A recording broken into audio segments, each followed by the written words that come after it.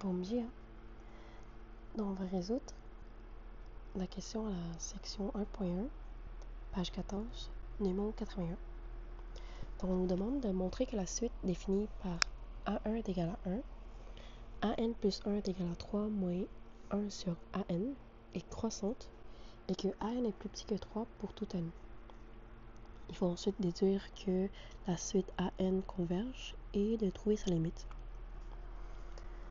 Donc, il y a plusieurs façons de résoudre ce problème-ci, mais on va essayer de passer par la méthode de récurrence pour le faire. Il y a plusieurs petits sous-problèmes à ce numéro. Donc, on va commencer par écrire, par le diviser en petits problèmes. Donc, commençons par petit a, qui est de montrer que la suite est croissante. Donc, par la méthode de récurrence, on a besoin d'écrire ce qu'on veut prouver. Ce qu'on veut prouver ici, c'est que notre AN soit plus petit ou égal à AN plus 1, qu'on va l'appeler EN. Donc, d'où sort notre AN est plus petit que AN plus 1? Ça vient de la page 10, dans la deuxième encadré numéro 10, qui nous dit que la suite AN est croissante si AN est plus petit que AN plus 1 pour tout N qui est plus grand ou égal à 1. Donc, c'est pour cela qu'on écrit AN est plus petit ou égal à AN plus 1. Notre petit 1 va être de vérifier si notre EN qu'on vient de poser est vrai lorsque N est égal à 1. Donc, à l'initialisation. Donc, vérifions que notre EN est vrai pour notre N0, parce que c'est notre premier N. Donc, est-ce que A1 est plus petit ou égal à A2? Notre A1 vaut 1 et notre A2 vaut 3 moins 1 sur 1, qui vaut 2. 1 est donc véritablement plus petit que 2. On peut donc conclure que EN est valable pour N est égal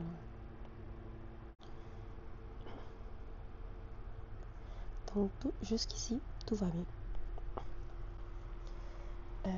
Notre petit 2, on va supposer que notre EN est vrai, que notre EN est vrai pour N est égal à K. Alors, déjà, pourquoi on utilise K? C'est que on vient de prouver que notre EN, donc ce qu'on vient de poser au départ, est vrai lorsque N est égal à 1. Et là, on a besoin de prouver que N est vrai pour n'importe quelle autre valeur. Et pour représenter n'importe quelle autre, on utilise une variable au hasard. Donc, ça aurait pu être n'importe quelle autre A, B, C. On a pris K dans ce cas-ci. Et donc, on peut écrire que E de K va être mis à jour, en fait. Notre E de N va être mis à jour à E de K, qui va être E de K est plus petit ou égal à E de A de K, plus 1. Donc, A de K est plus petit ou égal à A de K plus 1. Donc, puisqu'on a supposé que ceci est vrai, on veut vérifier que notre EN est toujours valable lorsque notre N vaut K plus 1. Donc, pour n'importe quelle valeur, est-ce que la valeur suivante est elle également plus petite? que celle qui vient après. Donc notre EN va être encore une fois mis à jour. Donc ça va être dans ce cas-ci K plus 1. Et donc on veut prouver que notre AK, donc notre AN, donc qui va être updaté pour AK plus 1, soit plus petit ou égal à AK plus 2. Parce qu'encore une fois, on a ici AN plus 1. Donc notre N, on a remplacé par K plus 1. Donc ça va être égal à AK plus 1 plus 1, qui va être égal à AK plus 2. Pour vérifier que notre EN est vrai, on va partir de notre supposition qu'on a écrit ici. Et on va également se servir de notre énoncé avec le terme AN plus 1 qui est égal à 3 moins 1 sur AN. Et on va essayer de reconstruire ce terme-là à partir de cette supposition-ci. Donc on va d'abord réécrire la supposition qui est AK plus petit est égal à AK plus 1. Et on va reconstruire. Donc on va envoyer AK au dénominateur. Et on ajoute A en avant. La même chose de l'autre côté pour garder l'inégalité vraie. Donc on va envoyer AK plus 1 au dénominateur.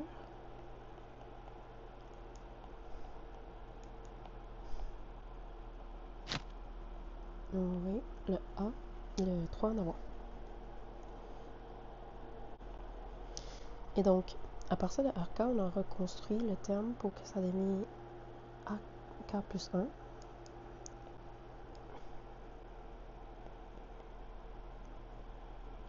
Et notre AK plus 1 devient maintenant notre AK plus 2. Selon la définition. Et donc, on vient de prouver que AK plus 1 est effectivement plus petit ou égal à AK plus 2.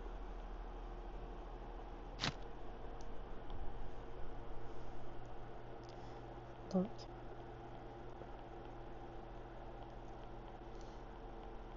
la suite AN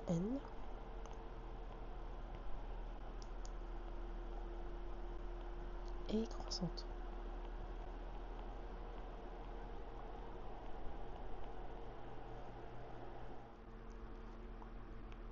Notre petit b, ça va être de prouver que AN est plus petit que 3. Donc, ça va être très très similaire à ce qu'on vient de faire. Donc, on va passer par la méthode de récurrence. On va écrire notre inégalité de départ qu'on veut prouver. Donc, AN est plus petit que 3.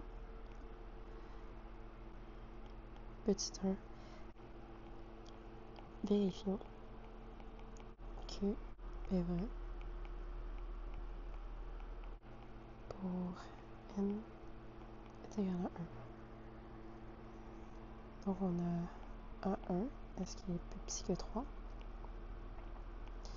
Oui, parce que 1 est plus petit que 3. Donc,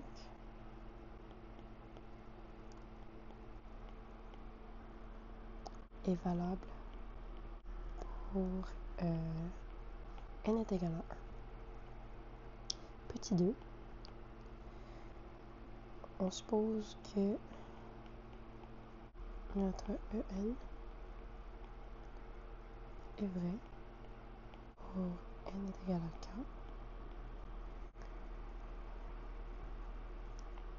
Ça va devenir AK est plus petit que 3. Alors, petit 3, on doit vérifier que notre EN est vrai pour n est égal à k plus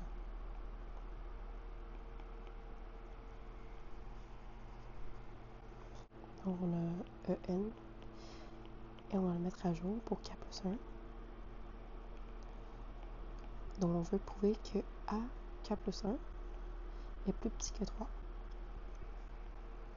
Pour faire ça, ça va être très similaire à notre petit a.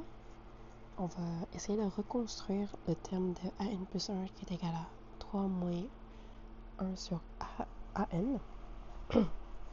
Et on va partir de notre supposition ici qu'on a supposé que c'est vrai, que AK est plus petit que 3. Donc on a AK plus petit que 3.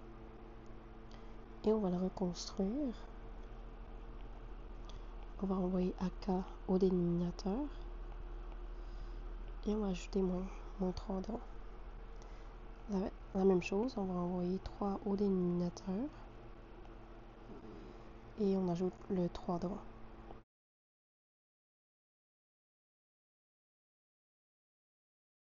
Notre AK qu'on a reconstruit pour que ça devienne AK plus 1. Et ici, on a 3 moins 1 tiers qui va être égal à 9. Qui va être égal à 9 moins 1 sur 3. Qui va être égal à 8 tiers. Qui est plus petit que 3. Donc on peut réécrire que AK plus 1 est effectivement plus petit que 3. Donc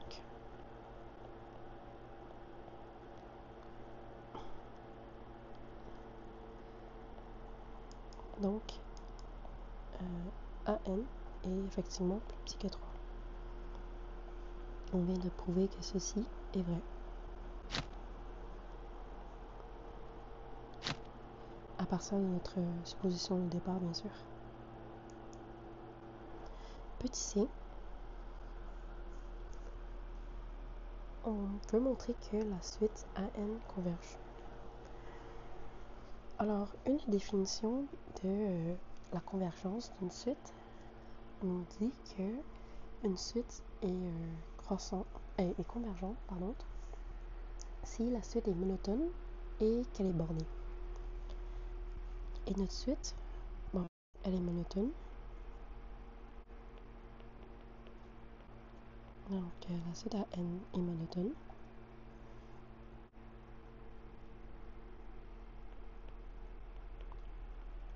Et plus précisément, elle est croissante. Et elle est bornée par 3. Donc, elle converge. Petit d, c'est de trouver la limite. Alors, normalement, pour trouver la limite, on pose la limite lorsque n tend vers l'infini de AN. Mais dans notre cas ici, on n'a pas de AN, on a plutôt AN plus 1. Mais ce qui est intéressant, c'est que la limite est pareille pour AN et AN plus 1.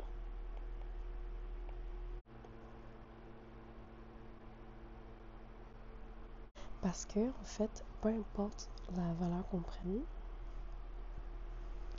donc que ce soit AN, AN plus 1, AN moins 1, AN plus 5, AN plus 10, ça doit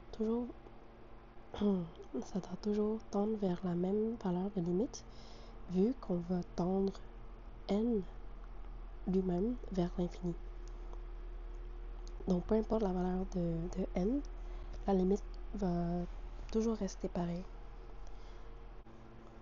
Donc c'est pour ça qu'on va pouvoir résoudre le problème avec notre AN plus 1 qui est connu, qui est 3 moins 1 sur AN.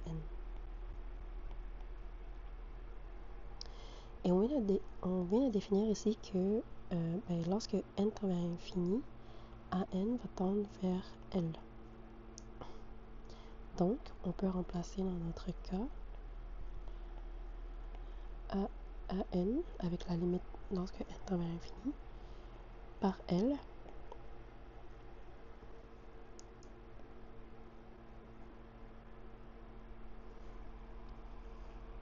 Et on se retrouve avec l'équation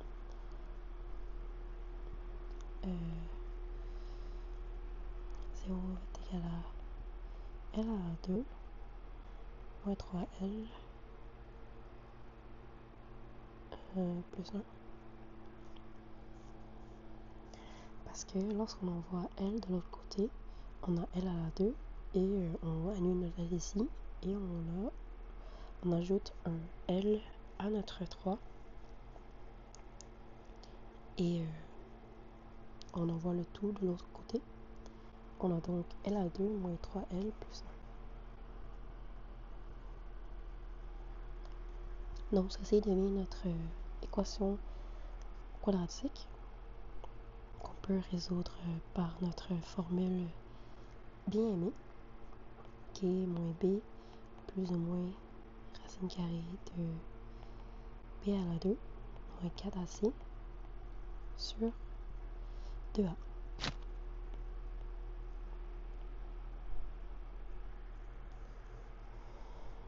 On remplace le tout. B vaut moins 3.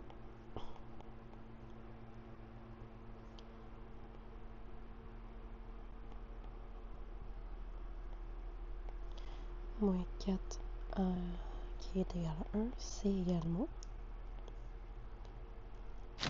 Et la même chose pour ceux-ci.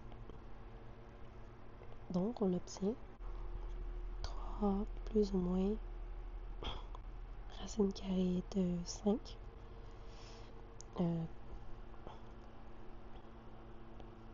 sur 2. Donc on remarque qu'en fait on a deux valeurs de L. Un qui est 3 moins racine carrée de 5, tout ça sur 2. Et la deuxième valeur qui est de 3 plus racine carrée de 5, le tout sur 2. Si on utilise la calculatrice, on va trouver que la valeur de L1 vaut à peu près égal à 0,3819666, etc. Et que L2 vaut à peu près égal à 2,61803. Et on remarque qu'en fait, L1 est plus petit que 1. Ce qui n'est pas possible parce que notre A1 ici vaut 1. Donc il n'est pas possible que notre limite soit inférieure à notre première valeur de la suite. Donc on va éliminer en fait L1 et on va garder la limite L2 ici.